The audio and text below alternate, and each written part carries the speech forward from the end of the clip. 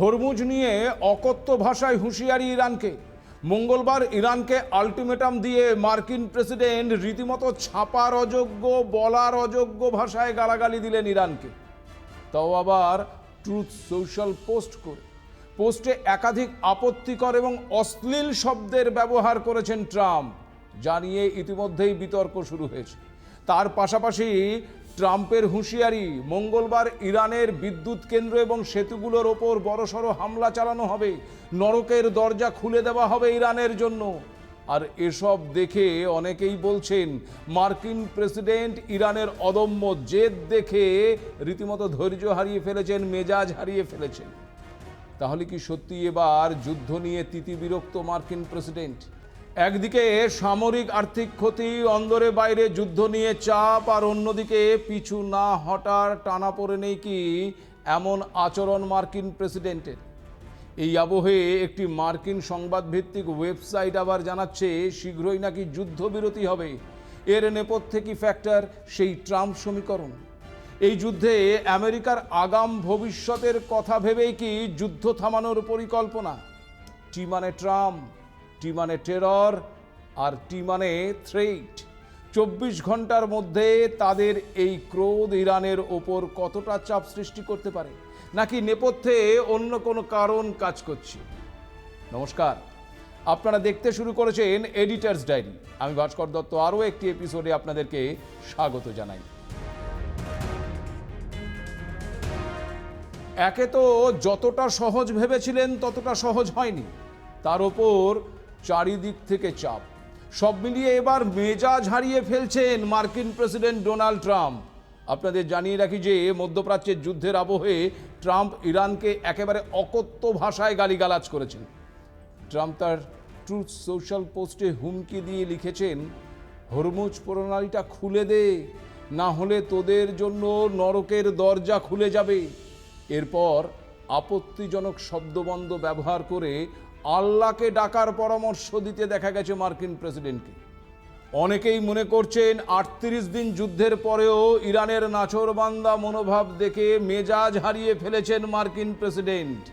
এদিকে সোশ্যাল মিডিয়ায় ট্রাম্প একটি পোস্ট করেছেন, আর সেই পোস্টে আবার ইঙ্গিত দিয়েছেন আগামী মঙ্গলবার ইরানের বিদ্যুৎ কেন্দ্রগুলোতে হামলা চালাবে আমেরিকা। ওই দিনই দেশটির সমস্ত সেতু ধ্বংস করে দেওয়া হবে।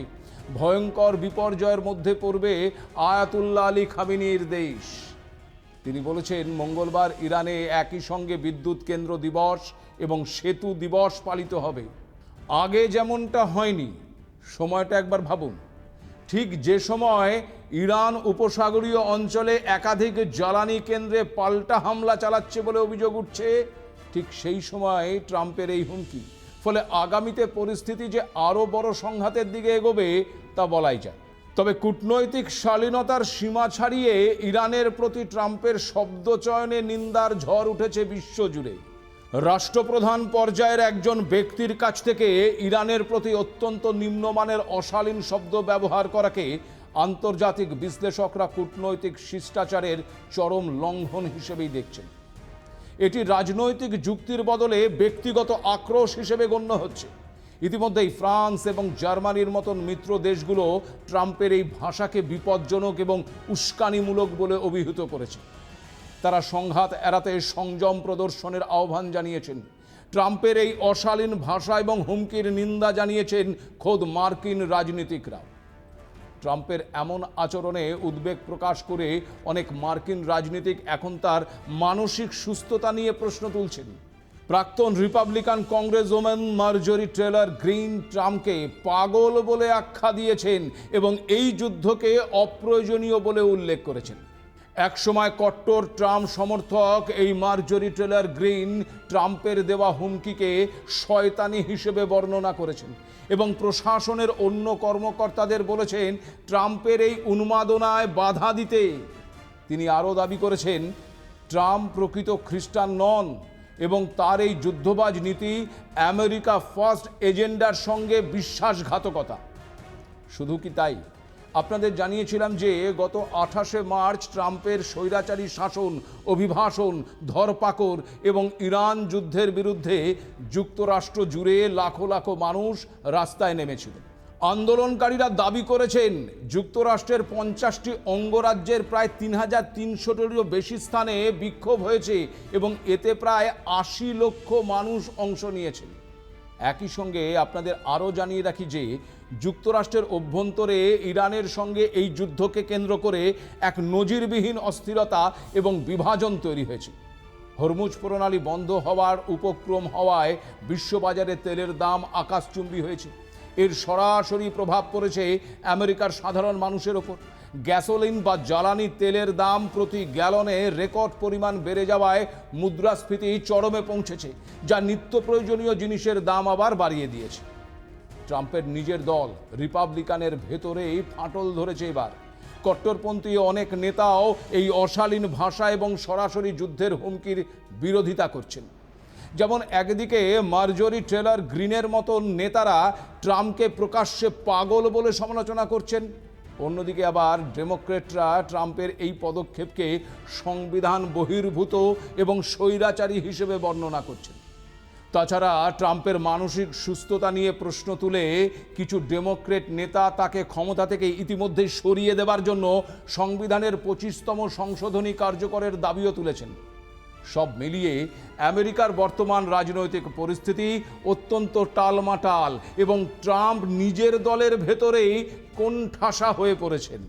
এই আবহে এমন হুমকি পরিস্থিতিকে যে কোনো দিকে নিয়ে যেতে পারে বলেই মনে করছেন অনেকে। কারণ ট্রাম্পের এমন অশালীন হুমকি ইরান কিন্তু মোটেও চুপ করে হজম করবে না। ইরানের পক্ষ থেকে ট্রাম্পের এই গালিগালাজপূর্ণ পোস্টকে পরাজিত বা ব্যর্থ বাচ্চার অপেশাদার আচরণ বলে রীতিমতো বিদ্রূপ করা হয়েছে। ইরানের বিদেশ মন্ত্রণালয়ের সঙ্গে যুক্ত সোশ্যাল মিডিয়া অ্যাকাউন্ট থেকে ট্রাম্পকে উদ্দেশ্য করে বলা হয়েছে, গালিগালাজ এবং অপমান করা হলো হেরে যাওয়া বখাটেদের কাজ, নিজেকে সামলান বুড়ো মানুষ। ইরানের সংস্কৃতি মন্ত্রী সৈয়দ রেজা সালিহি আমিরি ট্রাম্পের হুমকিকে প্রত্যাখ্যান করে তাকে একজন অস্থিতিশীল এবং বিভ্রান্তিকর ব্যক্তিত্ব বলেও দাবি করেছেন।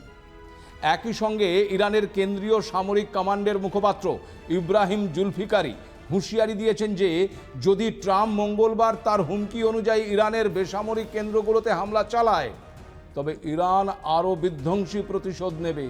তারা স্পষ্ট করেছে যে এই সংঘাতের আঁচ সরাসরি আমেরিকার মূল ভূখণ্ডেও পৌঁছে যেতে পারে।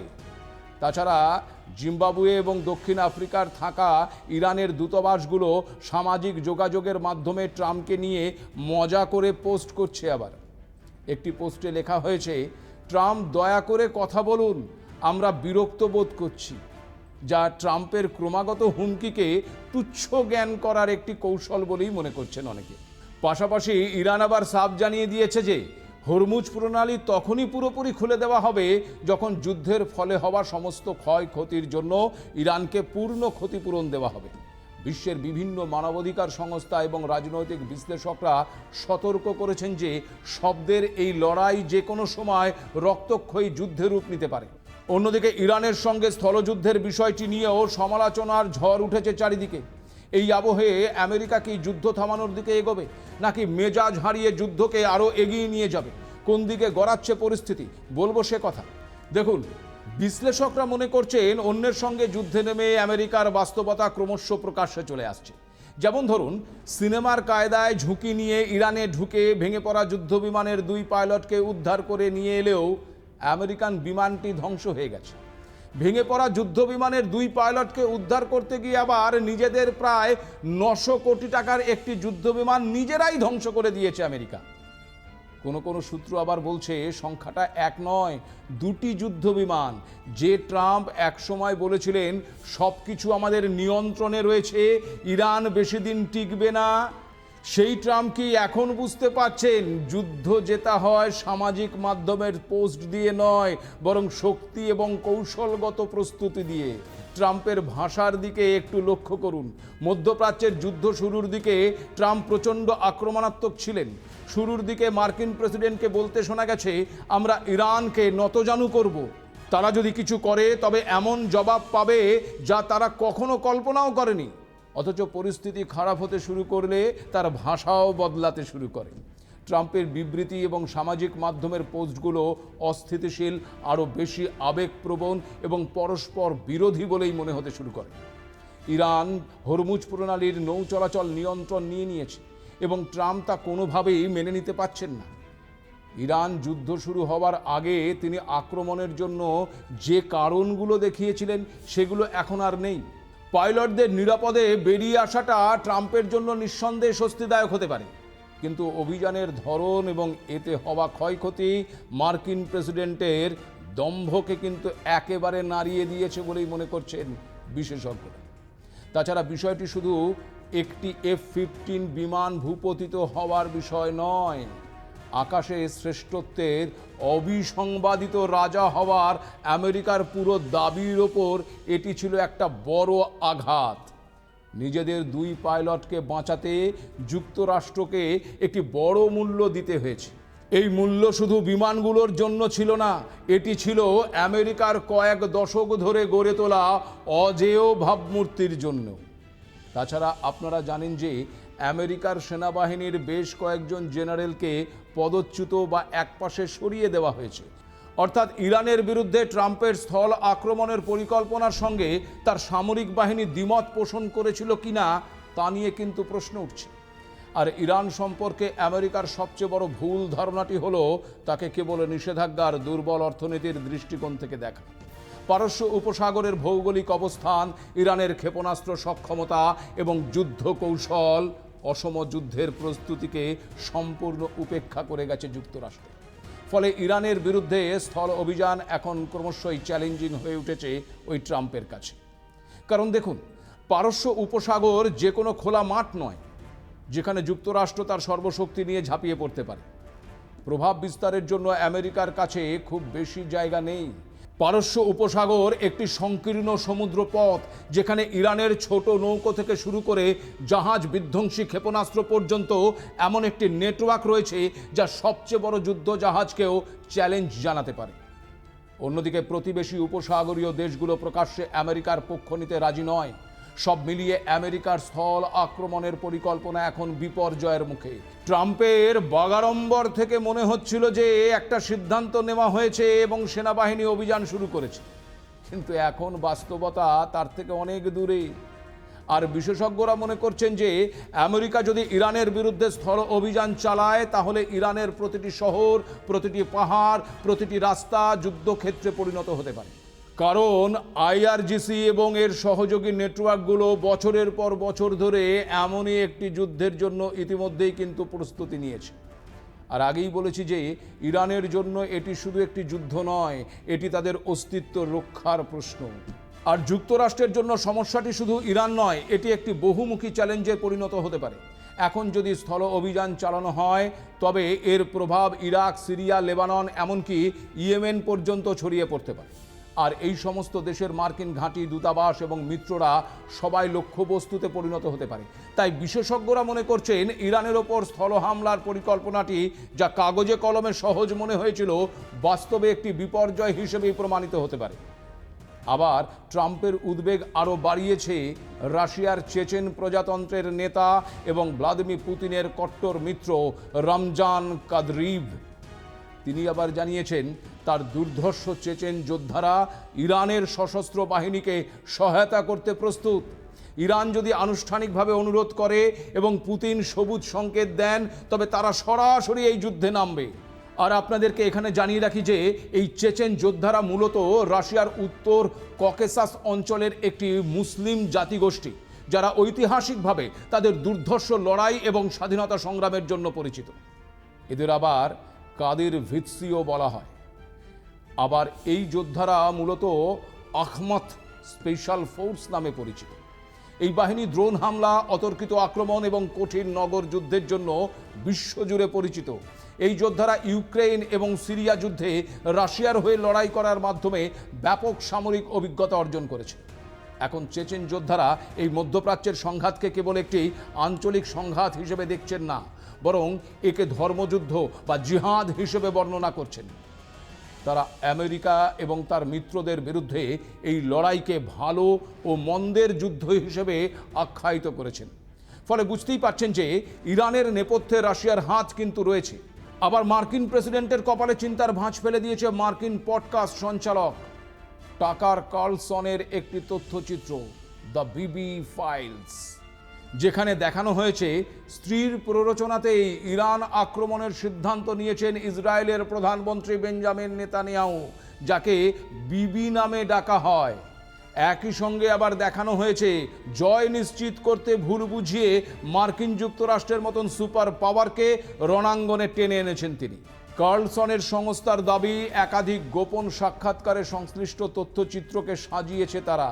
এমনকি তথ্যচিত্র নির্মাতা আবার জানিয়েছেন দীর্ঘদিন ধরেই প্যালেস্তাইনপন্থী বিদ্রোহী গোষ্ঠী হামাসকে গোপনে আর্থিক সহায়তা দিয়ে গেছেন এই নেতানিয়াহু। দ্য বিবি ফাইলস তথ্যচিত্রের একটি অংশ ইতিমধ্যেই নেট দুনিয়ায় ভাইরাল হয়েছে, যা নিয়ে ইতিমধ্যেই শোরগোল পড়ে গেছে গোটা বিশ্বে। আর এই নেতানিয়াহুকে নিয়ে এমন তত্ত্ব কিন্তু আগেও শোনা গেছে। সব মিলিয়ে যুদ্ধ করতে গিয়ে কি তাহলে এবার বেজায় চাপের মুখে পড়েছেন মার্কিন প্রেসিডেন্ট? এই আবহে আবার জানা যাচ্ছে মার্কিন সংবাদ মাধ্যম এবং তথ্য বিষয়ক প্ল্যাটফর্ম অ্যাক্সিওস রবিবার জানিয়েছে যে একটি সম্ভাব্য ৪৫ দিনের যুদ্ধবিরতির শর্তাবলী নিয়ে আলোচনা চলছে। আলোচনার সঙ্গে সংশ্লিষ্ট যুক্তরাষ্ট্র, ইসরায়েল এবং আঞ্চলিক ৪টি ভিন্ন সূত্রের উদ্ধৃতি দিয়ে অ্যাক্সিওস জানিয়েছে যে প্রস্তাবিত এই যুদ্ধবিরতির মেয়াদ পরিস্থিতি বিবেচনার পরবর্তীতে আরও বৃদ্ধি করার সুযোগ রাখা হয়েছে। একই সঙ্গে দ্বিতীয় পর্যায়ে যুদ্ধ শেষ করার একটি চুক্তি অন্তর্ভুক্ত থাকবে। কিন্তু প্রশ্ন হচ্ছে, ইরান কি আমেরিকার হুঙ্কারের পর যুদ্ধ থামাতে রাজি হবে, নাকি মার্কিন হামলার জন্য নিজেদের প্রস্তুত করবে? কারণ দেখুন, এমনিতেই একে একে ইরানের গুরুত্বপূর্ণ নেতারা শত্রুর হাতে নিহত হচ্ছেন। প্রতিপক্ষের মারণ হামলায় এবার মৃত্যু হয়েছে ইরানের গোয়েন্দা প্রধান মাজিদ খাদেমির। শত্রুর হামলায় গোয়েন্দা প্রধানের মৃত্যুর কথা সোমবার স্বীকারও করে নিয়েছে ইসলামিক রেভলিউশনারি গার্ড কর্পস বা আইআরজিসি। ইসরায়েলের হামলায় গত বছরের জুন মাসে মৃত্যু হয়েছিল আইআরজিসির গোয়েন্দা প্রধান মোহাম্মদ কাজিমির। তার মৃত্যুর পর এই দায়িত্ব দেওয়া হয়েছিল মাজিদ খাদেমিকে। তবে 1 বছর পূর্ণ হওয়ার আগেই গোপন অভিযানে মৃত্যু হলো তার। যদিও তারপরেও ইরানের অদম্য মনোভাবেই এতটুকুও কিন্তু কমতি নেই। এখন ডেডলাইন বা ভয়ানক হামলার চাপে যদি আমেরিকা ইরানকে চুক্তিতে বসাতে পারে সেটা অন্য বিষয়। তেমনটাই কি ঘটতে চলেছে, নাকি মধ্যপ্রাচ্যের সংঘাত আরও রক্তক্ষয়ী হতে চলেছে? সেই উত্তর জানতে আমাদের নজর থাকবে অবশ্যই এই মধ্যপ্রাচ্যের যুদ্ধ পরিস্থিতির দিকে। আজ এ পর্যন্তই, নমস্কার।